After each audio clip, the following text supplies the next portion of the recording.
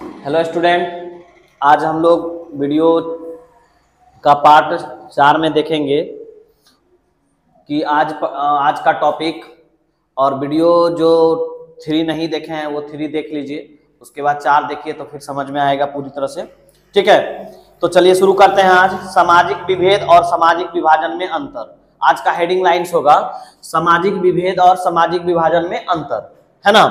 तो सामाजिक विभेद और सामाजिक विभाजन, तो सामाजिक विभेद से ही सामाजिक विभाजन का उन्नति होती, मतलब उससे उत्पन्न होता है, क्योंकि सामाजिक विभेद जब होगा तो सामाजिक विभाजन का होना तय है। क्योंकि समाज में जब द्वेष पैदा होगा, द्वेष का मतलब है कि दोनों में आक्रोश की भावना आएगी, जलन का भावना आएगा, एक दूसरे को नीच दिखाने की भावना आएगी, तो सामाजिक विभाजन होना तय है। तो सबसे पहले हम पॉइंट बाय पॉइंट करके देखते हैं। इसमें फर्स्ट पॉइंट में हम आते हैं कि सामाजिक विभेद और सामाजिक विभाजन के अंतर को समझ लेना आवश्यक है, क्योंकि एक क्षेत्र में रहने वाले विभिन्न जाति, धर्म, भाषा, संप्रदाय के लोगों के बीच जो भिन्नताएं वह सामाजिक विभेद का रूप धारण करती है, लेकिन धन, रंग, क्षेत्र विभेद सामाजिक विभाजन का रूप ले लेता है। जैसे हम लोग समझेंगे बात को कि सामाजिक विभाजन के लिए धर्म, समुदाय, संप्रदाय, ये सब एक सामाजिक विभेद है।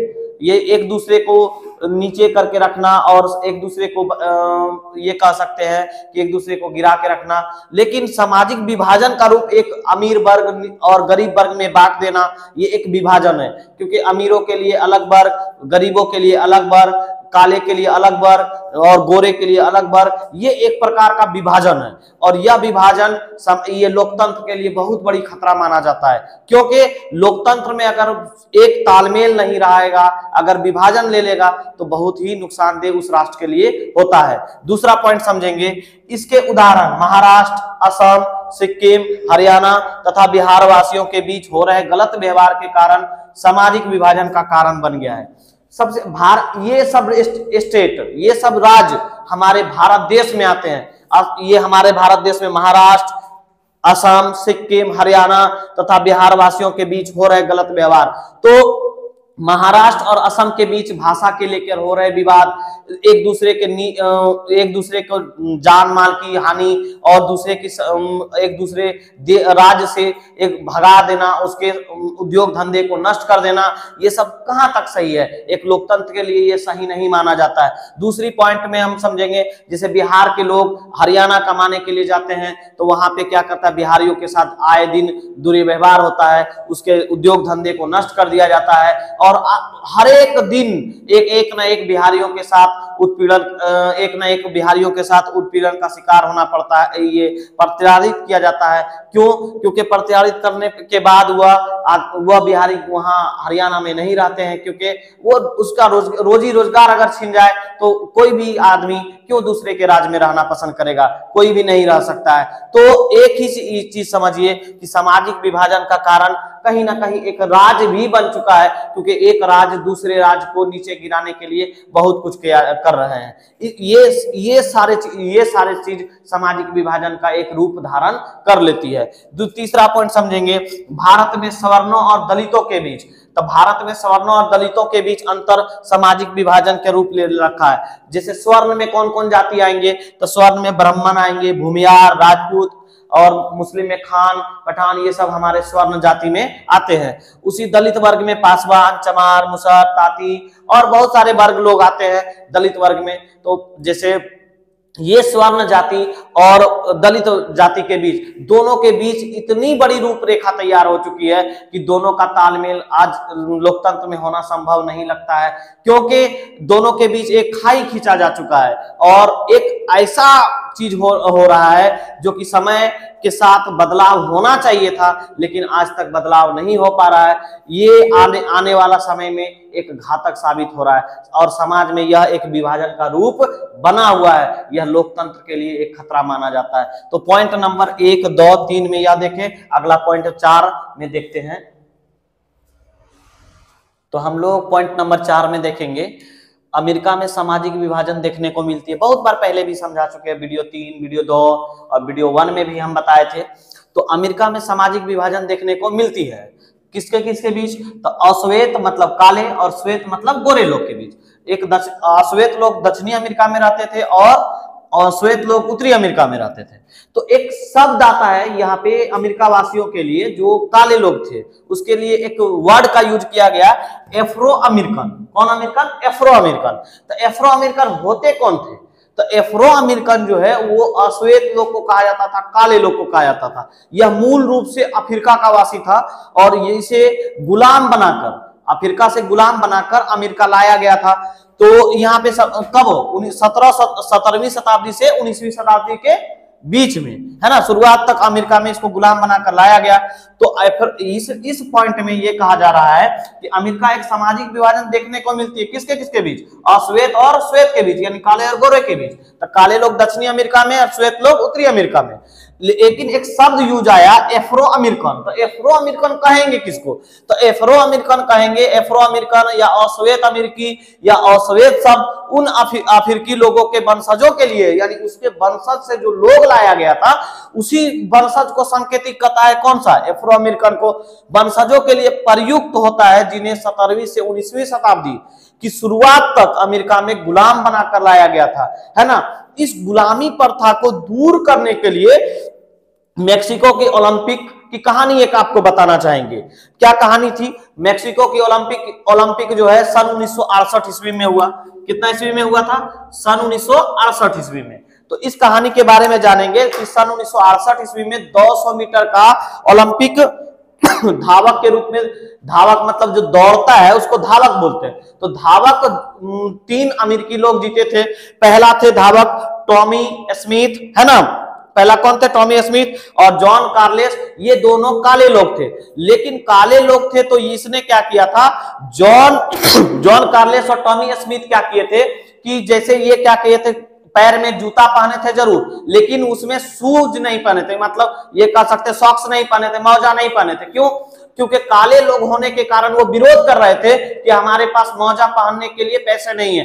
लेकिन जो फर्स्ट सेकंड जो जीते थे पीटर्स, जॉन कार्लेस और टॉमी स्मिथ दोनों विरोध कर रहे थे क्योंकि वो अश्वेत लोग थे और काले लोग थे। तो लेकिन उनके साथ पीटर नॉर्मन जो थे वो धावक के रूप में वह भी जीते थे कांस्य पदक। तो जीतने के बाद वह भी क्या किए, उनके साथ विरोध करना स्टार्ट कर दिए थे। ओलंपिक में विरोध करना एक बहुत बड़ी बात होती है, लेकिन कहा जा सकता है पीटर नॉर्मन का विरोध करना एक बहुत बड़ा संकेत था। क्यों? क्योंकि पीटर नॉर्मन मूल रूप से अमेरिका के रहने वाले थे और श्वेत लोग थे।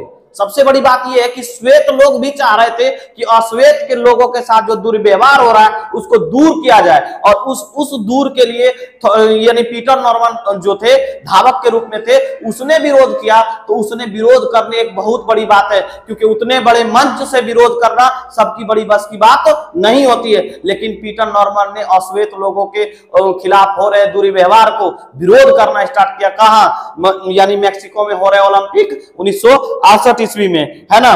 तो अमेरिका में नागरिकों के अधिकार के आंदोलन के लिए 1954 से 1968 ईस्वी तक इन लोगों ने बहुत अपने अधिकार के लिए लड़ा। यहां तक कि उस समय मार्टिन लूथर किंग साहब आए, उसने भी रंगभेद नीति के खिलाफ आवाज उठाए, आंदोलन किए, और उनके प्रेरक व्यक्ति महात्मा गांधी थे। अहिंसक रूप में आंदोलन किए, लेकिन यह हिंसा भी हुई, बहुत लोगों की जान भी गई, काले लोग का, और कुछ गोरे लोग भी मारे गए। लेकिन इसमें एक ये एफ्रो अमेरिकन बताए ही है। उसके बाद जो मेक्सिको का ओलंपिक होना, ये कह सकते हैं जॉन कार्लेस और टॉमी स्मिथ दोनों काले लोग होकर विरोध कर रहे थे, लेकिन उनके सहपाठी जिन्होंने पीटर नॉर्मन साहब ने, उसने श्वेत होने के कारण भी यह काले लोग के साथ हो रहे दुर्व्यवहार को विरोध करना, ओलंपिक में विरोध किया। फिर हम देखते हैं अश्वेत लोग को देखें। अश्वेत लोग आमतौर पर गरीब होते थे और बेघर होते थे, उनके पास अपना घर नहीं होता था और भेदभाव का शिकार बहुत ज्यादा होते थे, और उनके पास अच्छे कपड़े भी नहीं होते थे। अमेरिका के मतलब कहा जाता है कि अश्वेत लोगों के साथ इतना दुर्व्यवहार होता था कि उनके पास ना तो रहने के लिए अच्छा घर होता था, ना अच्छा पहनने के लिए कपड़े होते थे। हमेशा उनके साथ यानी प्रताड़ित किया जाता था श्वेत लोगों के द्वारा। फिर उसी प्रकार से देखते हैं जैसे कि भारत में आमतौर पर दलित लोग के साथ दुर्व्यवहार स्वर्ण लोग करते हैं, लेकिन कहीं कहीं ऐसा देखने को मिलता है आजकल तो बहुत इस दुर्व्यवहार को धीरे धीरे खत्म होना स्टार्ट हो गया, क्योंकि हम लोग अब 21वीं सदी में जी रहे हैं, तो 21वीं सदी में यह बहुत कम देखने को मिलती है। लेकिन कहा जाता है कि और पहले के समय में बहुत ज्यादा भारत में भी दलित और यानी क्या कह सकते हैं स्वर्णों के बीच बहुत ज्यादा विभेद था, लेकिन दलित भारत में आमतौर पर गरीब और भूमिहीन होते थे। इन्हें अक्सर जो है अक्सर भेदभाव एवं अन्याय का शिकार होना पड़ता था। पॉइंट नंबर हम लोग देखे थे 4 और फिर पॉइंट नंबर आप देखते हैं 5 में और आगे बढ़ते हैं। इनको उतारिए। पॉइंट नंबर 5 देखेंगे तो आयरलैंड में सामाजिक विभाजन देखने को मिलती है, जैसे कि उत्तरी आयरलैंड और नीदरलैंड। तो ये पहले समझते हैं आयरलैंड के बारे में। तो आयरलैंड जो था हमारा 2 चीज में बटा हुआ था, कैथोलिक और प्रोटेस्टों में। तो कैथोलिक चाहते थे क्या कि वह एक मूल रूप से एक आयरलैंड का गणराज्य बने, लेकिन प्रोटेस्टो चाहते थे कि हमें वह एक ब्रिटेन का ब्रिटेन के साथ यूनाइटेड किंगडम के साथ रहना चाहते थे। लेकिन क्या था कि विभाजन का इसका स्वरूप क्या मिला देखने को कि आयरलैंड में सामाजिक विभाजन को देखने को मिलती है, जैसे कि उत्तरी आयरलैंड और नीदरलैंड दोनों ईसाई बहुल देश है, लेकिन प्रोटेस्टो और कैथोलिक खेमों में बटे हुए हैं।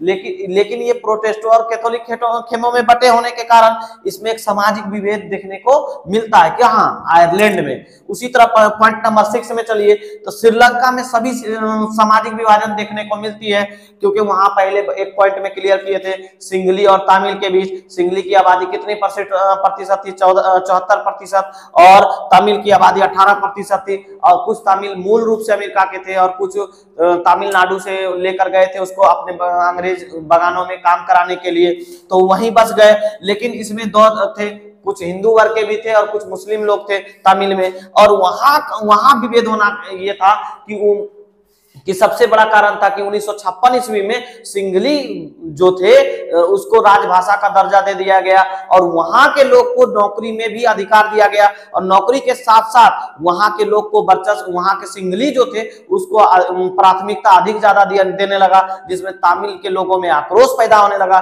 कि हम भी एक श्रीलंका वासी होने के नाते हमारा भी एक हक बनता है देश पे। लेकिन यह सिंगली पर बहुत ज्यादा ही उसको दिया जाने लगा, तो वहां के नेता भी खेमा में बट गए थे कि 2 खेमा चलाने लगे।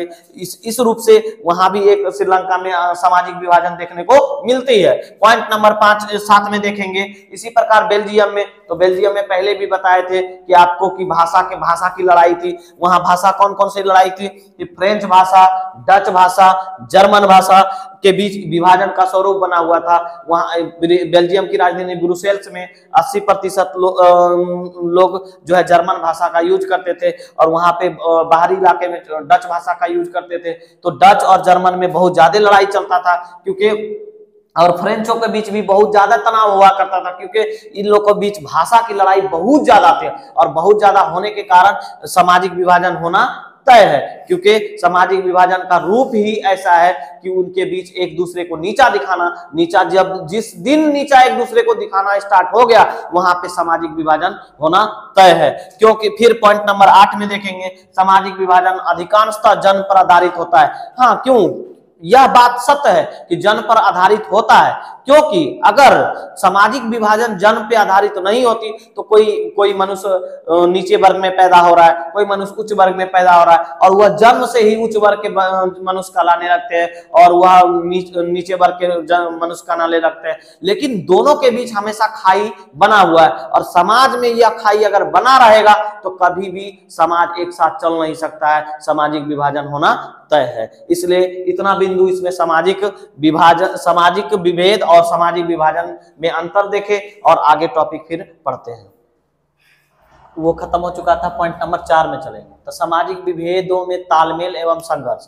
तो सामाजिक विभेद होने के बाद उसमें कैसे तालमेल बनाया जा सकता है और उनके बीच क्या क्या संघर्ष हुआ इसके बारे में जानेंगे। ठीक है, तो लोकतंत्र में सबसे पहले सामाजिक विभेद होना तय है, क्योंकि सामाजिक विभेद होना कोई बहुत बड़ी बात नहीं है, और उसके बीच जो होने वाले संघर्ष है उनके बारे में एक एक पॉइंट पर अध्ययन करेंगे। तो सबसे पहला पॉइंट क्या है, लोकतंत्र में विविधता। विविधता का मतलब होता है अलग अलग अनेक अनेक प्रकार का। स्वाभाविक है, स्वाभाविक का मतलब बहुत आसान भाषा है, आसान तरीका है ना, स्वाभाविक है। लेकिन विविधता में एकता भी एक लोकतंत्र का एक गुण है, यानी विविधता का मतलब है अलग अलग होकर भी उसमें एक होना, ये बहुत बड़ी बात मानी जाती है। किसमें? लोकतंत्र में, है ना। और सामाजिक विभाजन में, सामाजिक विभेद में अगर विविधता है और उसमें भी एकता है लोकतंत्र में, तो एक बहुत बड़ी गुण है। अधिकांश लोकतांत्रिक राज्यों ने धर्मनिरपेक्षता के सिद्धांत को अपनाया है, यानी पूरा भारत देश और जितने लोकतंत्र वाले देश हैं, सभी देश ने एक लोकतांत्रिक देश होने के नाते वह धर्मनिरपेक्षता को अपनाया। धर्मनिरपेक्षता का मतलब है सभी धर्मों को बराबर आजादी दी गई, अपने धर्म का प्रचार प्रसार कर सकते हैं आप अपने धर्म के बारे में ये कोई भी भाषण या कोई भी सेमिनार या कोई भी बहुत बड़ा चीज का आयोजन कर सकते हैं। ये आपका लोकतंत्र का अधिकार है और लोकतंत्र में यह चीज की छूट दी गई है। उसके बाद समझते हैं धर्मनिरपेक्ष। तो धर्मनिरपेक्ष का मतलब होता है धर्म से अलग होना या धार्मिक आधार नहीं होना, यानी धर्मनिरपेक्ष मतलब कोई भी धर्म को एक पर ऊपर मतलब ये बढ़ावा नहीं दिया जा सकता है। लोकतंत्र में सभी धर्मों को बराबर से तराजू में तौला जाता है।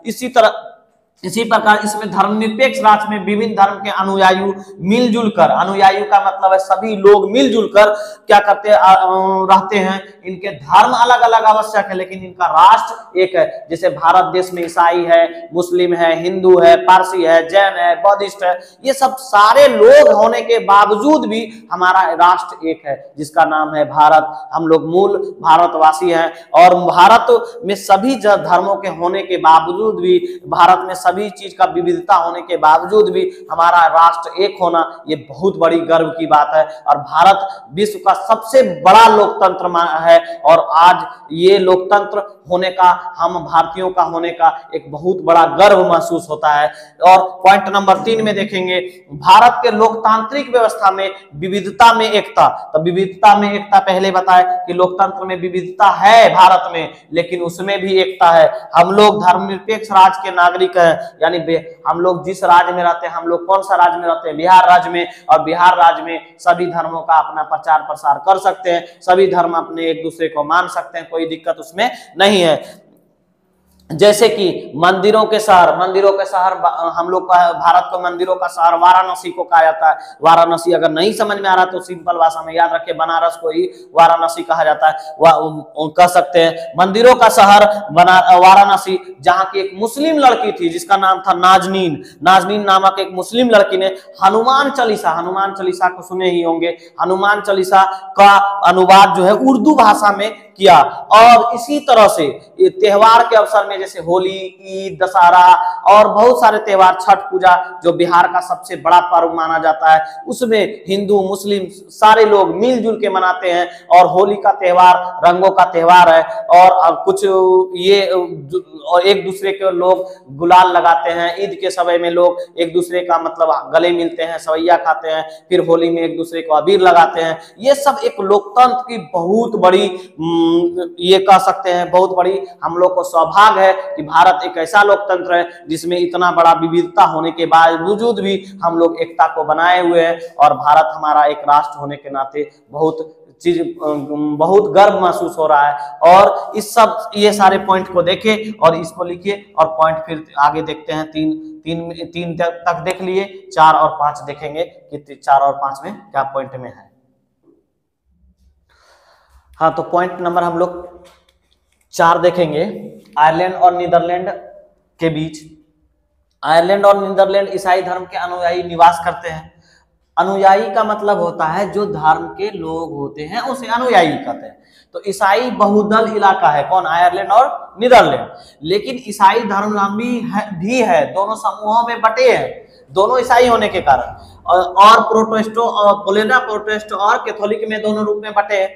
लेकिन आयरलैंड दोनों समूहों में घोर विभिन्नताएं पाया जाता है। आयरलैंड में ऐसा देखने को मिलता है, लेकिन नीदरलैंड में ऐसा वहां दोनों समूहों में देखने में आपसी मतलब देखने को नहीं मिलता। और आपसी भाईचारा इतना अच्छा है नीदरलैंड का कि कहना मुश्किल है। लेकिन इसी के तुलना अगर आयरलैंड में आते हैं तो यहाँ दो समूहों में बटा हुआ है, एक प्रोटेस्टों और एक कैथोलिक में, और दोनों के बीच हमेशा घोर विवाद होते रहता है और उसके बीच विभिन्नताएं बहुत भी पाई जाती है। लेकिन नीदरलैंड में ऐसा होता नहीं है। नीदरलैंड में क्या है कि दोनों समूहों में आपसी सौहार्द बना रहता है और दोनों के बीच इतना तालमेल अच्छा रहता है कि बहुत ही देखने लायक रहती है।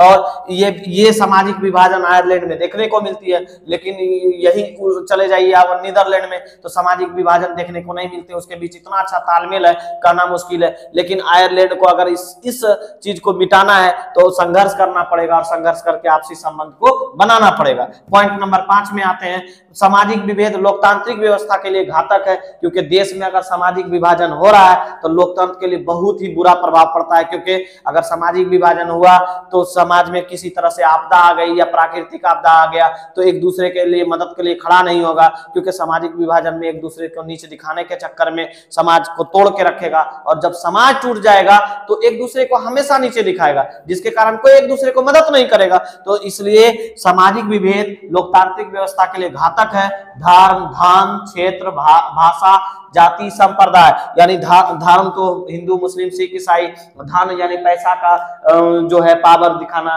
कि जिसके पास गरीब है उसको कमजोर करना। क्षेत्र का मतलब होता है एक क्षेत्र से दूसरे क्षेत्र में जाने के बाद, जैसे बिहार वासी हरियाणा में जाता है तो हरियाणा के द्वारा बिहारियों पर अत्याचार किया जाता है। भाषा, तो भाषा में मान लीजिए संथाली भाषा अगर कोई बोल रहा है तो उसे नीच भावना से देखे जाएगा, या कोई अलग भाषा। जाति तो कोई एक मान लीजिए कोई जाति अगर कोई मंडल है, अगर कोई मान लीजिए बनिया वर्ग का है या कोई लोहार वर्ग का है, तो अगर वो दोनों एक दूसरे जाति को दिखावा या हम बड़ा है, हम जाति में बड़ा है, तो ऐसा ये भारत राष्ट्र के लिए बहुत खतरा है। संप्रदाय, तो संप्रदाय जो है एक धर्म दूसरे धर्म को नीचा दिखाने के लिए प्रचार प्रसार करना, ये सब एक बहुत बड़ी सामाजिक विभाजन का एक बहुत बड़ा दोष माना जाता है। क्योंकि ये सब संप्रदाय जो है समाज को विभाजित करती है के नाम पर बना डालता है, इससे लोकतांत्रिक व्यवस्था खतरे में पड़ जाती है ना।